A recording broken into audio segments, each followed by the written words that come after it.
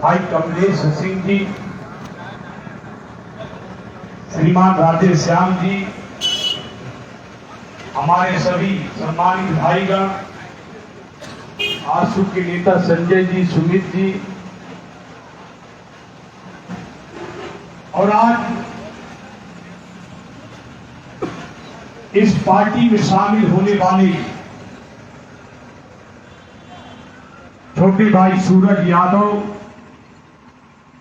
एवं सभी सम्मानित भाइयों, मैं आपको नमस्कार करता हूं, प्रणाम करता हूं और क्रांतिकारी जोहार करता हूं। आप सभी पार्टी में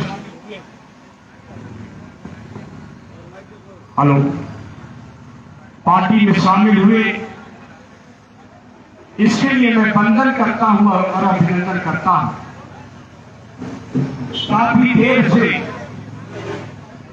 आप इंतजार कर रहे थे, लेकिन लोकसभा का चुनाव जब होता है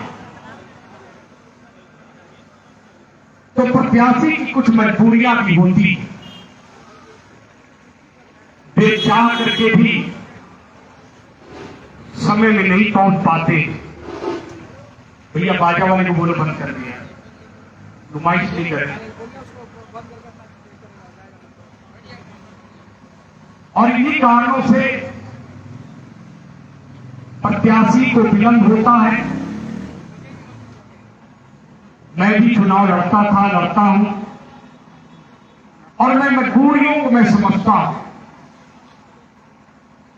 लेकिन जो नए कार्यकर्ता आज पार्टी में शामिल हुए, मैं उन्हें विशेषकर यही कहना चाहता हूं कि समय बिल्कुल कम है। मात्र 96 घंटे का समय है। 96 घंटे में हम सभी को रात दिन लगना है। मेरे भाइयों, ये चुनाव भारत का नहीं, ये चुनाव तो विश्व के लोग देख रहे हैं। आपने देखा कि कल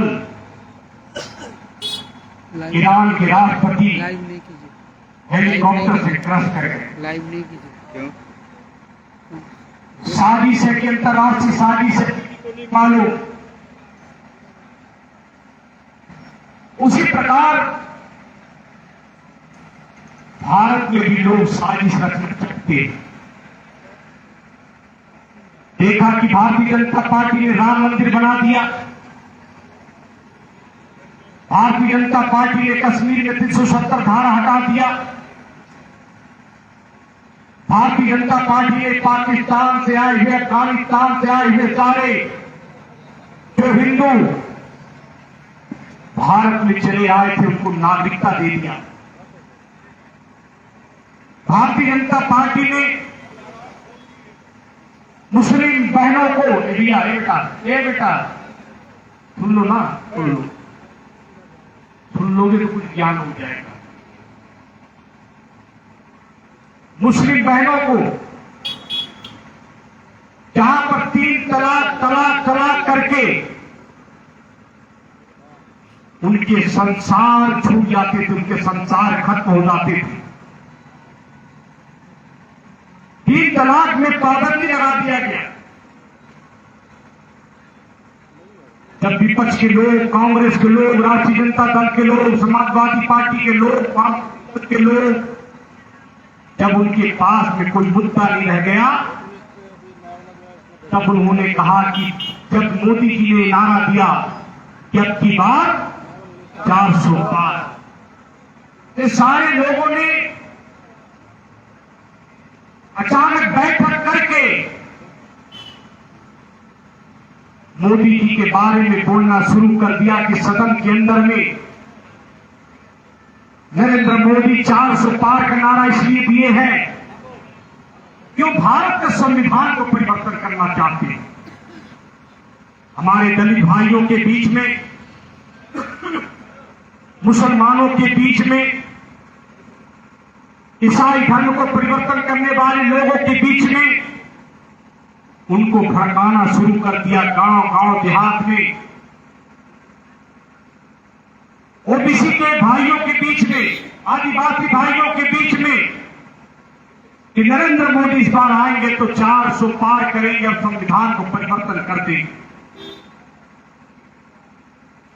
मित्रों, मैं आपको बताना चाहता हूं, विशेषकर नए उम्र के लड़के को, अरे हम सबों की उम्र तो आधी उम्र से अधिक हो चुका है, लेकिन तुम्हारे आने वाले 40 साल के बाद क्या होगा,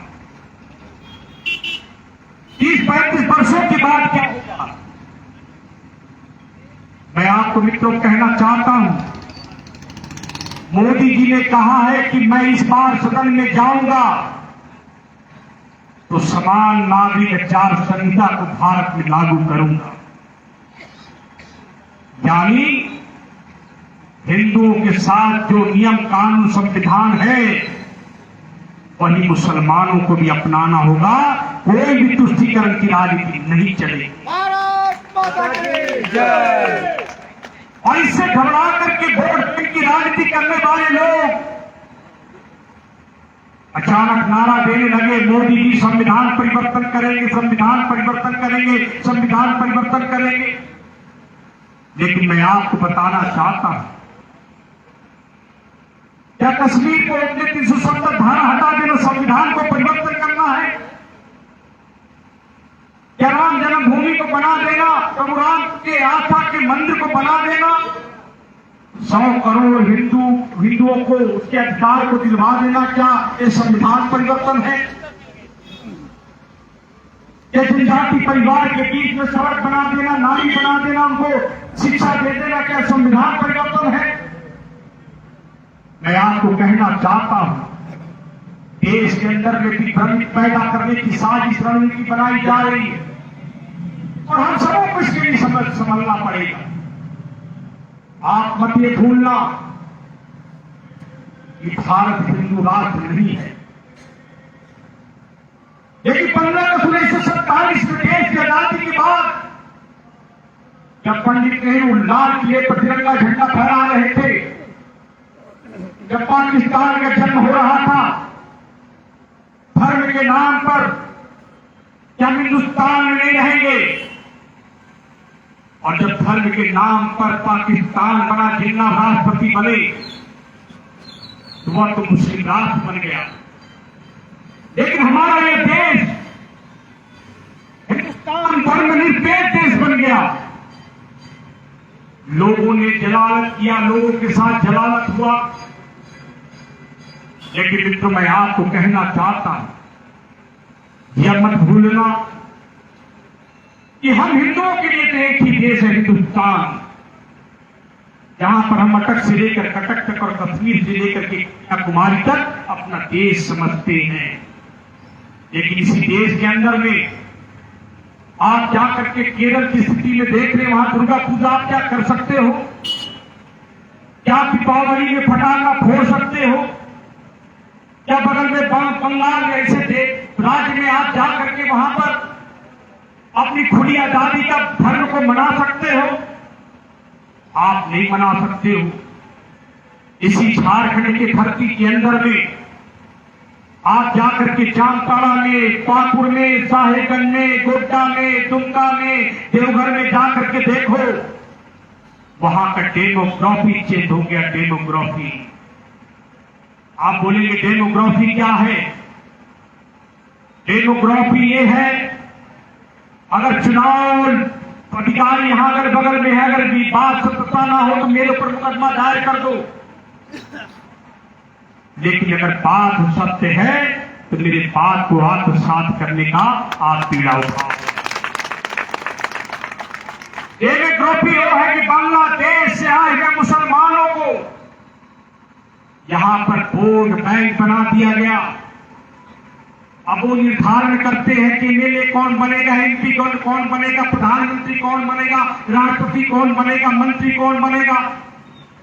और यहां तक तो 1-2 ऐसे लोग हैं कि जो एमपी एमएलए तो नहीं, लेकिन मुखिया सरपंच भी बन चुके हैं। जब ये बात भारतीय जनता पार्टी उठाती है झारखंड के अंदर में, तो भारतीय जनता पार्टी को सांप्रदायिकता कहा जाता है कि सांप्रदायिक है, दंगा करवाना चाहते हैं, दंगा फसाद करना चाहते हैं। लेकिन मेरे नौजवान साथियों, ये बात याद रखना, यार भारत 53 मुस्लिम राष्ट्र से घिरा हुआ है, 193 देश वर्ल्ड में है, 53 देश मुस्लिम देश, बाकी के बचे ईसाई देश, 12 देश बौद्ध बुद्ध देश, और केवल 2 देश हमारे हैं, एक हिंदुस्तान और दूसरा नेपाल। इसके अलावा आपके पास क्या देश है? कल तक अफगानिस्तान मेरा था, कल तक पाकिस्तान मेरा था, कल तक ईरान मेरा था, कल तक वियतनाम मेरा था, कल तक लंका मेरा था, कल तक नेपाल मेरा था, कल तक भूटान मेरा था, कल तक बांग्लादेश मेरा था, कल तक उस्मांडा मेरा था। आज हम कहां हैं ये बताओ? आज हम कहां हैं? इसी झारखंड के अंदर में जब रामनवमी का जुलूस होता है तो डीजे धर्म का नहीं बजाने दिया जाता है। इससे बड़ा दुर्भाग्य कुछ नहीं हो सकता। लोगों को जेल भेजा जाता है। कौन लड़ेगा? लड़ेगा, लड़ना नहीं है। आप तलवार मत निकालो, लेकिन वोट निकालो, वोट। यही वोट की ताकत, तुम्हारा एक वोट की ताकत ने राम मंदिर बना दिया, एक वोट की ताकत ने कश्मीर में 370 धारा हटा दिया, एक वोट की ताकत ने हिंदुस्तान को विश्व के सबसे बड़े नेता के रूप में नरेंद्र भाई मोदी को बैठा दिया। ये हम आपको कहना चाहते हैं। तुम नाहक टुकड़े चुन चुन करके दामन को सजाए बैठे हो और शीशे का मसीहा कोई नहीं, क्यों आस लगाए बैठे हो? इसलिए लड़ाई तो लड़ना। लड़ाई का मतलब नहीं कि तलवार ले लो, लड़ाई का मतलब नहीं कि बल्लम ले लो, लड़ाई का मतलब नहीं कि राइफल ले लो, लड़ाई का मतलब नहीं कि बंदूक ले लो, लड़ाई का मतलब नहीं है कि आप किसी के घर चढ़ जाओ। लड़ाई आप लोकतंत्र में अपने लोगों को घर से निकालो। कितना बड़ा दुर्भाग्य का विषय है, जब हिंदुस्तान का चुनाव हो रहा, लोग गर्मी के कारण अंदर घुस गए। जहां पर 100% वोट होना चाहिए, वहां 57%, 64%, 62%। आपको गर्मी लगता है, उनको गर्मी नहीं लगता है। आपको गर्मी लगता है, वे इम्तिहान दे रहे हैं। उनका एक ही जिहाद है कि हम लव जिहाद भी करेंगे और लैंड जिहाद भी करेंगे। लैंड जिहाद जानते हो? अगर कोई व्यक्ति अगर अचानक तुम्हारे यहां पर कोई बस गया है तो सचेत हो जाओ कि कल तुम्हारी घंटी बजने वाली है। सचेत हो जाओ। इसी प्रकार 623 ईस्वी में एक व्यक्ति आया, केरल में धर्म का समागम कर दिया, लोगों ने बढ़कर उसका स्वागत किया था। लेकिन आज नतीजा क्या है? आज लोग केरल को अलग करना चाहते हैं, बंगाल को अलग करना चाहते हैं, झारखंड के कुछ भाग को उपद्रव करना चाहते हैं।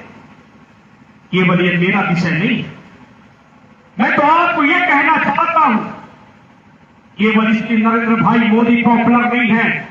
अरे नरेंद्र भाई मोदी इसलिए पॉपुलर है कि दुनिया ने देखा उनके सरताज को, उनके बादशाहत को, उनके विद्वानता को, उनकी धैर्यता को, उनके साहस को, उनकी परिपक्वता को, उनकी निडरता को, उनके विचारता को किसी ने देखा तो कि लोगों ने देखा है। मित्रों, याद होगा कि जब 2020 में जब चाइना में प्रारंभ हुआ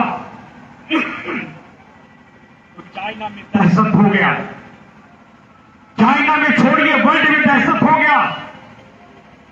चाइना में लोग मरने लगे, अमेरिका में लोग मरने लगे। किसी के पास इलाज नहीं था। कौन पहले दवा बनाएगा, इस बात की होड़ थी। भारत के लोग मायूस हो गए। मैं भी दिल्ली में फंस गया 3 महीने अपने परिवार को लेकर। पास में पैसे थे लेकिन चावल नहीं था, पास में पैसे थे दाल नहीं था, पास में पैसे थे लेकिन दुकानें नहीं खुली थी, पास में पैसे थे भोजन के नाले पड़ गए। लगा कि भारत में क्या होगा, लेकिन धन्य है भारत माता की कोख में जन्मा हुआ एक ऐसा बालक जो परिपूर्ण होकर के प्रधानमंत्री बना था, उन्होंने कहा कि चिंता की बात नहीं, हम हिंदुस्तान के लोग एक मंच पर लड़ाई लड़ेंगे। आपको मैं इसलिए कह रहा हूं, याद करना होगा, याद दिलाना होगा। उन्होंने कहा 22 मार्च 2020 को कहा कि सारे हिंदुस्तान के लोगों को आह्वान किया कि आप अपने अपने दरवाजे से निकलकर, गलियों पर निकल करके, गलियारों पर निकल करके, आंगन पर निकल करके आप ढोल बजाओ, नगाड़ा बजाओ, घंटी बजाओ, बाजा बजाओ। तो सब लोगों ने कहा, दुनिया के अखबारों ने लिखा कि पागल प्रधानमंत्री है क्या? क्या ढोल बजाने से कोरोना भाग जाएगा? क्या ढोल बजाने से कोविड चला जाएगा? क्या ढोल बजाने से, घंटी बजा देने से क्या लोग मरेंगे नहीं? अरे मेरे भैया, सब लोग जानते हैं कि ढोल बजाने से ये बातें दूर नहीं होगी, लेकिन ढोल बजाकर प्रधानमंत्री ने कहा, इस चुनौती में पूरा हिंदुस्तान एक मंच पे खड़ा हो गया है। मैं दुनिया के लोगों को यही बात दिखाना चाहता हूं। लेकिन दूसरी तरफ विपक्ष के नेता राहुल गांधी, अरविंद केजरीवाल, अखिलेश यादव जैसे लोग, लालू यादव जैसे लोगों ने कहा कि हमारी बदनामी करने में कोई कसर नहीं छोड़ा। लेकिन धन्य है प्रधानमंत्री जी ने अपने वैज्ञानिकों को बुलाया। आप लोग नौजवान साथी हैं, आप पढ़े लिखे लड़के हैं। आज का नौजवान पढ़ा लिखा होता है, आज का नौजवान इंजीनियर होता है, डॉक्टर होता है, वैज्ञानिक होता है, शिक्षक होता है, सामाजिक कार्यकर्ता होता है, नेट सब चला करके दुनिया को जानता है। कभी भारत में हैजा का टीका नहीं बना, कभी मलेरिया का नहीं बना, कभी प्लेग का नहीं बना, कभी चेचक का नहीं बना, कोई भी मेडिसिन नहीं बनता था देश की आजादी के पूर्व में। लेकिन देश की आजादी के 70 वर्ष के बाद भी नहीं बना। लेकिन एक ऐसा समय आया जब विश्व को चुनौती हुआ तो देश के प्रधानमंत्री ने अपने वैज्ञानिकों का पीठ ठोक करके उन्होंने कोविड का दवा निकाल करके पूरे विश्व को चकित कर दिया। तब राहुल गांधी ने कहा कि हमारा दवा कारगर नहीं है। अखिलेश यादव को वही कथन, अरविंद केजरीवाल का वही कथन, लेकिन लास्ट में अंत में ये लोग को भी लगाना पड़ा। और सबसे बड़ी मजेदार बात है, बगल में नेपाल को दिया गया, लंका को दिया गया, मॉरिशस को दिया गया, मलेशिया को दिया गया, इंडोनेशिया को दिया गया, वियतनाम को दिया गया, भूटान को दिया गया, नेपाल को दिया गया, अफगानिस्तान को दिया गया, और यहां तक अमेरिका भी मांगा, अमेरिका को भी दिया गया, रसिया ने मांगा, रसिया को भी दिया गया। और सबसे बड़ी बात है, जब पाकिस्तान के राष्ट्रपति इमरान खान ने कहा कि हे नरेंद्र मोदी पाकिस्तान को बचा लो, तो मानवता के नाते उन्होंने पाकिस्तान को दिया। इससे बड़ा उदाहरण क्या हो सकता है? मानवता की मिसाल, शांति का मिसाल। भारत संस्कृति का देश है, धर्म का देश है, संस्कार का देश है, प्यार का देश है, प्रेम का देश है, चिंतन का देश है, अध्यात्म का देश है। हम जीते हैं इसके लिए और मरते भी हिंदुस्तान के लिए। इसलिए आज में संकल्प लेने की आवश्यकता है। आज झारखंड का सुप्रीमो जो रह चुका है, आज बैठे लोग चुनाव लड़ रहे हैं, चुनाव यहां लड़ रहे हैं। आज थाना की क्या स्थिति है, पुलिस की क्या स्थिति है, किसी से छुपा नहीं है। आज जाकर के देखो कि कोई गरीब का बेटा अगर घर बनाना चाहता है तो घर के लिए बालू नहीं है। बालू जो 200 रुपए में मिलना चाहिए 30,000 रुपए देता है, इसके बाद नहीं होता है। आज किस प्रकार बालू की लूट है, खनिज की लूट है। अरे भैया, सोना चोरी करते तो समझ में आता, तुम तो गरीबों का बालू और गिट्टी भी चोरी, बड़ा दुर्भाग्य, कुछ नहीं होता। राजा अगर चोर हो जाए, चाणक्य ने कहा कि अगर राजा भ्रष्टाचारी हो जाए, चोर हो जाए, तो जनता का अधिकार होता है तो उसकी सत्ता को पलट दो। ये लोग क्यों चुनाव लड़ना चाहते हैं, मैं पूछना चाहता हूं। क्या सदन में जाकर के चोरी करेंगे? क्या सदन में जाकर के भ्रष्टाचार को बढ़ावा देंगे? मैं डंके की चोट पर बोलना चाहता हूं, एक कांग्रेस के लोग, अगर गोविंदपुर में लोग हैं, मैं जब गुनगुनाता हूं तो कांग्रेस के लोग बोलते कि विरोध आप क्यों करते हैं? हमने कहा कांग्रेस का इसलिए विरोध करते हैं कि कांग्रेस तो ऐसी पार्टी है जो धर्म के नाम पर हिंदू और मुसलमान को मार दिया। कांग्रेस तो ऐसी पार्टी है जो भारत माता के 2 टुकड़े कर दिए, पूर्वी पाकिस्तान और पश्चिमी पाकिस्तान का गठन कर दिया। कांग्रेस तो ऐसी पार्टी है कि जिसकी कंठ से लेकर आकंठ तक जो भ्रष्टाचार में लिप्त है, कांग्रेस वैसी पार्टी है। तो उन्होंने कहा कि आपकी पार्टी क्या है? हमने कहा कि हमारी पार्टी 10 वर्षों से है। अटल बिहारी वाजपेयी भी पहले थे, उसके बाद नरेंद्र भाई मोदी की सरकार है।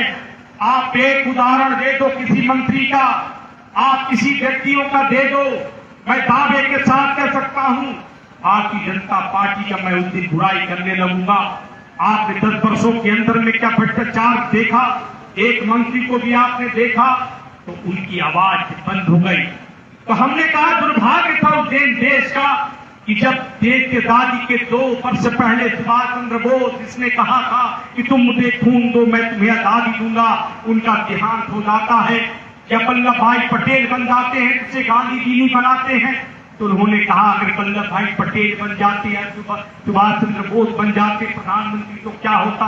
हमने कहा कि अगर 15 अगस्त 1947 को लाल किले के उससे तिरंगा झंडा की जगह में नेहरू की जगह में अगर वल्लभ भाई पटेल बनते तो देश का ये हालात न होता।